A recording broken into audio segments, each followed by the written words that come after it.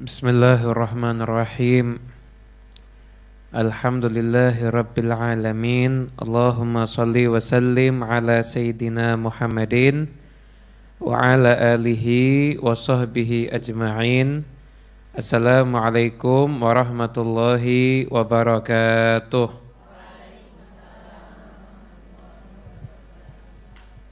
Alhamdulillah, segala nikmat dari Allah Ta'ala. Allah Ta'ala menjadikan kita semuanya bisa berkumpul bersama di tempat yang penuh dengan berkah ini. Semoga anugerah Allah, perlindungan Allah, inayah Allah selalu menaungi kita semuanya insyaAllah. Amin ya rabbal alamin. Ada satu kitab Maqalun Nasihin. Di situ mengutip nasihat dari Syekh Dawud Asy-Syadzili.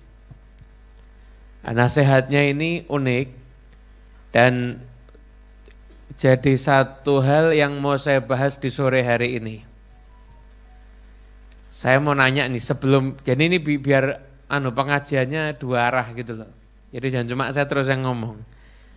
Kira-kira amal soleh apa yang amal soleh ini tidak akan ternodai dengan dosa? Amal soleh apa yang tidak akan ternodai dengan dosa? Sholawat, terus sholat apa, menolong orang lain atau apa? Berpuasa bisa riya. Jadi gini loh, kalau kita nolong orang lain itu kan mungkin aja kita ujub, ya kan? Berharap terima kasih, udah saya itu nggak ikhlas, kan bisa terjadi seperti itu. Jadi amal soleh ini yang tidak ternodai dengan dosa, dikatakan di situ, walau Anda jawab sholat atau dzikir, lebih dalam maknanya dibandingkan itu. Itu adalah al-iqbalu 'alallah. Hati yang menghadap kepada Allah, selalu mengingat Allah Ta'ala. Itu amal soleh yang mana dosa nggak akan membahayakan orang yang punya amal seperti ini. Kenapa? Karena kalau dia tuh rata-rata dominan waktunya itu ingat Allah, maka proses berbuat dosanya itu kecil. Itu yang pertama.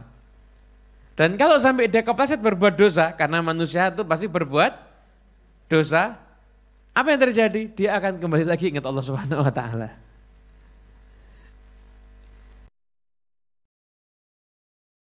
Keburukan yang mana kalau keburukan ini dialami sama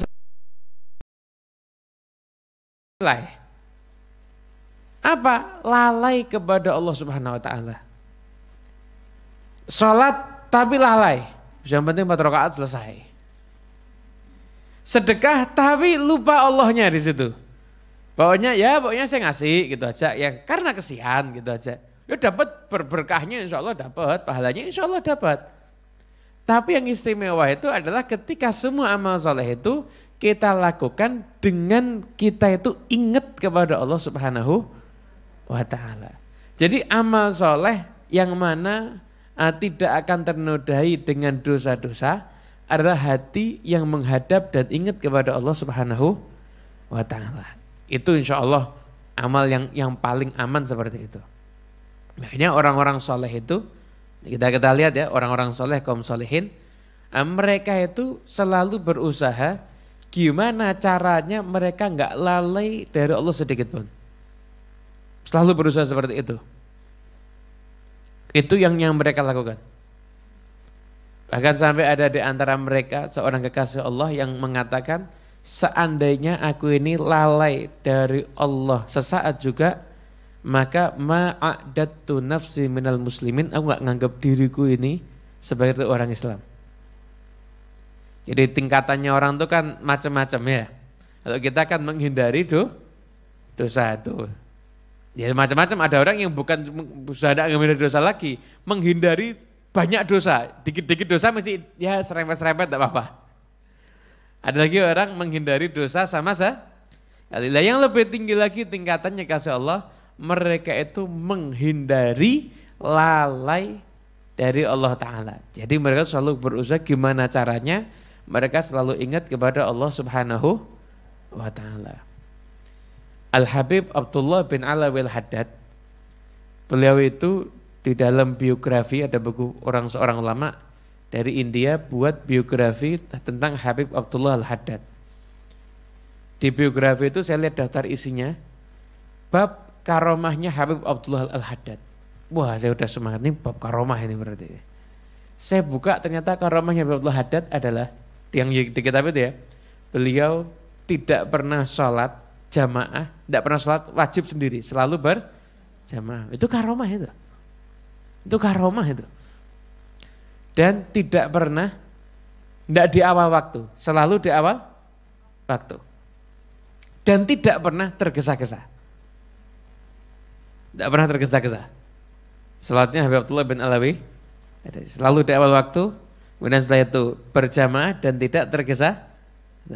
Dan lisannya nggak pernah berhenti zikir.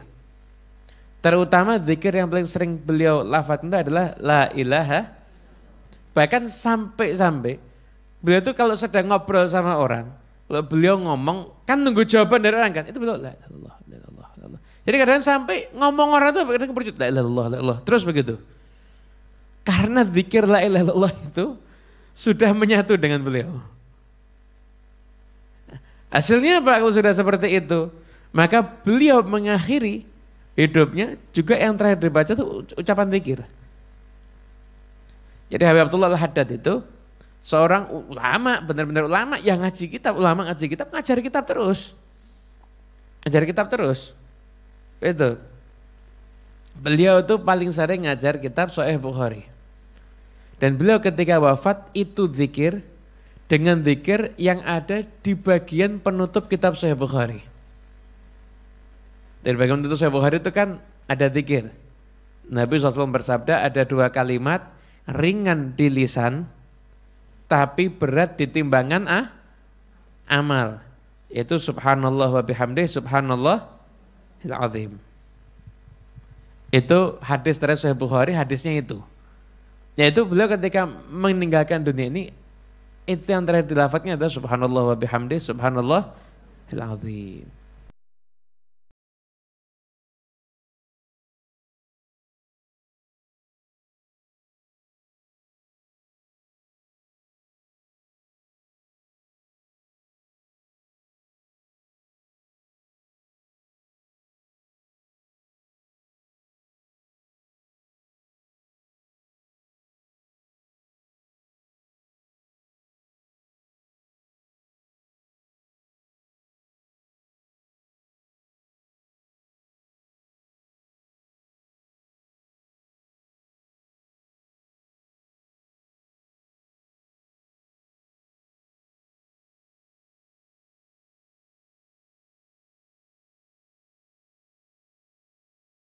Bacakan dari kitab Nasihat Dunia, kita ambil berkah.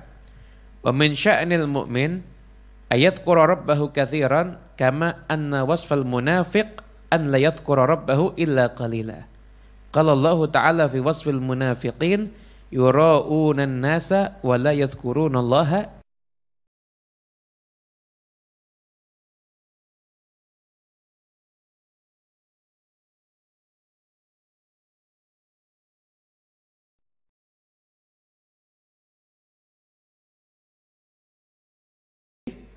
Sedikit. Yura'unan nasa wa la yadhkurunallaha illa. Dia itu riak. Jadi dia itu ingin dilihat sama manusia dan tidak mengingat Allah kecuali hanya sedikit. Itu ciri-cirinya orang munafik. Begitu. Sekarang ini coba kalau kita lihat, ciri-cirinya orang munafik ini hampir ada di kita semua sebenarnya. Idza qamu ila sholati qamu kusala. Kalau bangun sholat, bangunnya dalam keadaan Jadi kalau sholat sambil semangat atau sambil malas? Jadi umpama nih kita nih menuju sholat ini. Umpama ya kita menuju sholat sama kalau kita menuju akan dapat hadiah. Itu lebih semangat mana? Oh, dapat hadiah. Sama kayak yang ngomong berarti. Itu orang munafik itu kalau mau sholat malas, sebenarnya hobinya sering riak, seneng kalau dilihat sama orang lain dan tidak mengingat Allah kecuali hanya sedikit. Begitu. Lah, kita jangan sampai kayak orang munafik, kita ini harus jadi orang yang sering mengingat Allah Subhanahu wa taala. Wa fi mulazamati dzikri wal mudawamati alaihi tordun li syaitan wa qat'un li waswasati. Dan kalau orang itu sering melazimi zikir dan mendawamkan zikir, maka itu akan menjauhkan setan dan menjadikan diri ini terputus dari bisikan-bisikan setan. Bukan dikatakan bahwasanya setan itu punya tempat di hati seorang hamba. Dengan musuh kita yang paling pengen kita masuk neraka, ini punya singgasana di hati kita ternyata. Tapi setiap kita ingat Allah, maka setan itu langsung nyingkir. Itu kita lalai langsung setan itu datang kemudian untuk menggoda lagi. Itu. Kan pernah dikatakan, datang seseorang kepada Nabi Muhammad SAW. Rasulullah SAW ditanya, ya Rasulullah, qad kathrat aliyya syara'iul Islam famurni bisyai'in atashabbathu bih. Ya Rasulullah, syariat Islam ini kan sudah terlalu banyak buat saya. Maka perintahlah aku dengan satu amal yang aku pegangnya terus. Jadi ini saya Badui yang nanya sama Nabi Muhammad. Bukan dia meninggalkan syariat, enggak. Ini Badui pengennya simpel. Badui asli polos, ya Rasulullah, syariat Islam ini amal-amal soleh ini kan banyak. Lah saya ini sekarang pengen tahu satu perkara yang kalau tak pegangnya terus saya bisa masuk surga itu loh. Yang mau tak pakai gondelan ini apa? Apa yang akan saya pakai andalan dalam hidup saya? Maka Nabi menjawab, la yazalu lisanuka radban min dzikrillah. Selalu lisanmu itu basah dengan menyebut Allah Subhanahu. Nah, dari sini bisa kita anggap bahwasanya yang namanya zikir lisan itu juga penting. Nah, kadang-kadang ada orang, oh yang penting itu hatinya. Betul, hati itu yang paling utama. Nah, cuma gimana caranya mengajak hati zikir kalau lisannya itu enggak pernah zikir? Gimana mengajak hati zikir? Sedangkan lisannya itu enggak pernah zikir. Makanya lisanmu itu juga harus zikir. Lisanmu juga harus zikir. Nanti kamu akan bisa mengajak hatimu untuk zikir. Ini sebagaimana disebutkan di sini. Qila li ba'dil 'arifin inna lanadhkurullaha wa la najidu hudhuran. Ada seorang tanya sama wali, ya wali Allah, saya ini zikir, tapi saya tuh tidak merasakan kehadiran hati ketika saya tuh zikir. Maka jawabnya wali tadi, ihmadullaha alladzi zayyana jarihatan min jawarihikum bidzikrih, yakni biha lisan. Ya kamu kalau sudah zikir tapi enggak merasakan apa-apa, pujilah Allah, syukurlah kamu kepada Allah. Kenapa? Karena salah satu anggota tubuhmu yaitu lisan masih diizinkan mengingat Allah Subhanahu wa taala. Kemudian kata Abdullah bin Al-Haddad, oleh karena itu ya kamu pokoknya pertama kali kamu usahakan lisanmu zikir dulu. Ini tahapan kita menjadi orang yang sering zikir ya. Lisanmu tuh zikir dulu. Nah, kalau lisanmu tuh sudah bisa zikir, maka hadirkan hatimu tuh juga zikir. Hadirkan hatimu juga zikir. Kalau hatimu juga hadir untuk zikir, maka insya Allah nanti kamu akan bisa merasakan nikmatnya zikir. Zikir tuh enak gitu rasanya. Nah kalau sudah seperti itu, maka cahaya zikir itu akan muncul dari dirimu. Begitu kamu nyebut Allah Ta'ala, secara otomatis langsung hatimu langsung ingat kepada Allah Subhanahu wa Ta'ala. Itu nasihat dari Habib Abdullah bin Alawi. Ya caranya maksa dulu. Kita ini memang harus ada waktu untuk zikir. Habis sholat, itu ketika kita baca subhanallah, jangan cuma itu kamu tiga, sambung. Jangan begitu, tapi subhanallah itu ingat kita ini benar-benar mau mensucikan Allah Subhanahu. Nah, nanti alhamdulillah ya kita benar-benar seakan-akan kita berterima kasih kepada Allah Subhanahu.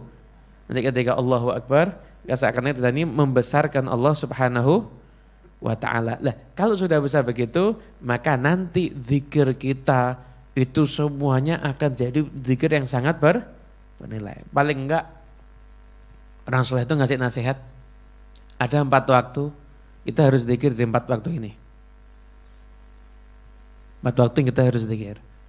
Kapan? Sebelum subuh. Ba'da subuh. Sebelum maghrib. Ba'da maghrib. Sebelum subuh. Sesudah subuh. Kalau bisa sampai terbit matahari.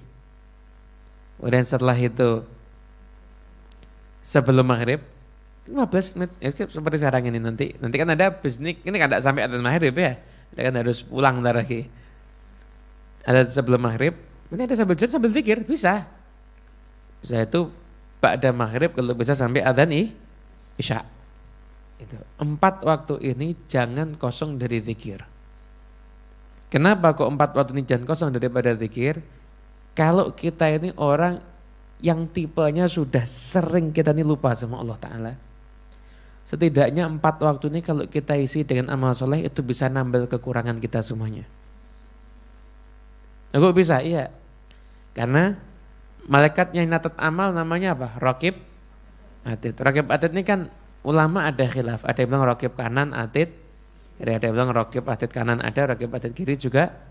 Ada yang mengatakan raqib atid itu sifatnya sif-sifan.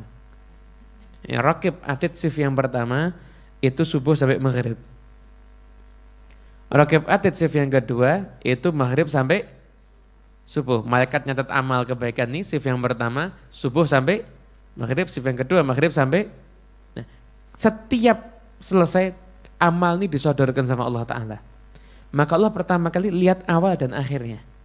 Kalau awal dan akhirnya itu bagus, maka dosa-dosa, tentunya dosa kecil dan bukan dosa sama orang, akan diampuni sama Allah. Jadi, kalau shift pertama awalnya apa? Ba'da subuh sama sebelum maghrib. Shift yang kedua awalnya ba'da maghrib dan sebelum subuh. Itu kan seperti itu ya. Jadi kalau antara itu ada dosa-dosa, insya Allah diampuni sama Allah dengan catatan satu. Nah, karena riwayat ada mengatakan yang dosa diampuni dengan amal soleh itu bukan dengan tobat, itu dosa kecil. Ada riwayat yang mengatakan begitu katanya. Ya Allah alam juga, siapa tahu dosa besar juga diampuni sama Allah. Yang kedua dosa kita sama Allah. Kalau dosa kita sama makhluk, mama dosanya utang nggak bayar. Jadi mau zikiran mau subuh, maghrib, subuh terus ya tetap dosa. Kenapa? Karena utang nggak bayar, begitu. Nah, makanya ayo di akhir zaman ini kan tentu sudah di akhir zaman sekarang ini ya. Kondisi zamannya ini udah macam-macam, keadaan fitnah ya sudah modelnya berupa-rupa. Biar kita jadi orang yang selalu selamat, jangan kita itu lupa zikir dan mengingat Allah Subhanahu. Itu kunci keselamatan. Hewan-hewan semua itu pun juga zikir sama Allah. Daun-daun itu juga zikir kepada Allah Ta'ala, pohon juga zikir kepada Allah Ta'ala. Sampai-sampai dikatakan kalau ada burung yang burung itu kena senjatanya pemburu, itu burung yang saat dia kena senjata pemburu itu burung yang saat itu dia sedang lupa zikir kepada Allah Ta'ala. Begitu. Karena kalau zikir dia nggak akan kena senjata. Itu juga musibah itu nggak akan mengenai kita kalau kita dalam keadaan ingat kepada Allah Subhanahu wa Ta'ala. Semoga kita semua insya Allah dijadikan orang yang selamat di dunia ini sampai di akhirat nanti, berkah hidupnya, berkah usianya, dan kita semua insyaallah mendapat keberkahan dari orang-orang yang soleh. Amin, amin ya rabbal alamin. Wal afu minkum. Wassalamualaikum warahmatullahi wabarakatuh.